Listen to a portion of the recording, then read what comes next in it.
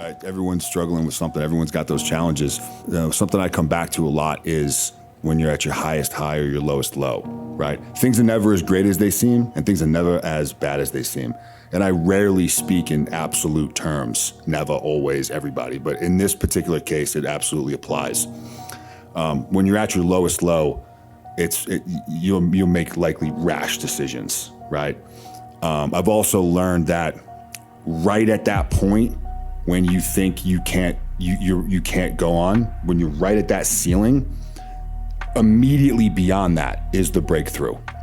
Immediately beyond that is the breakthrough.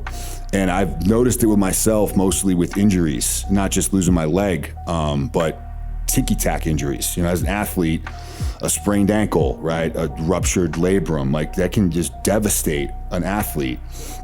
And going through, having to get operated on, surgery, recovery, you're recovering, you're doing all the right things. And it's just like, I'm right at that breaking point where I think I'm out of the game. Like, I think my lifestyle is going to have to drastically change because my shoulder is never going to be the same as it was, my wrist, my foot, whatever it is.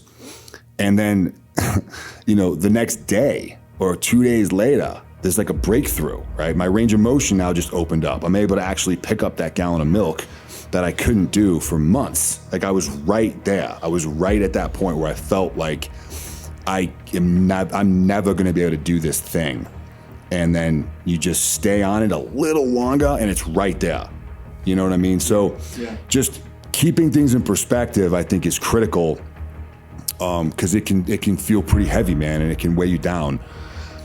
We're really only limited by the limits we place on ourselves. And it all exists in your mind, man. It's all just in your mind.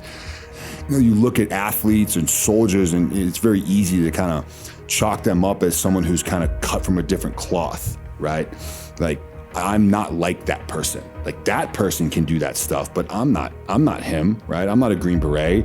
I'm not a jiu-jitsu fighter. I'm not, like, whatever it is. Right. Really, what you're doing, the power of language, is you're really just making these excuses for yourself. You're justifying why those principles don't apply to me.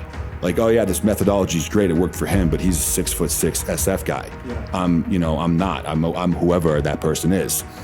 It's an easy out. But the reality is that stuff absolutely does apply to you.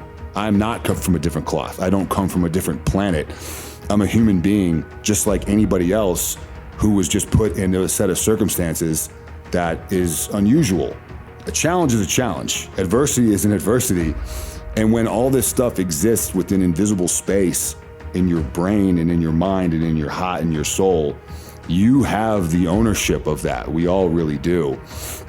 So just remembering that, not making those rash decisions when things seem hopeless, knowing and being convinced that with an adjustment of your mentality and your focus and what you're willing to sacrifice and the amount of work you're able to put into it, the only limitations are the ones that we choose to put there, really.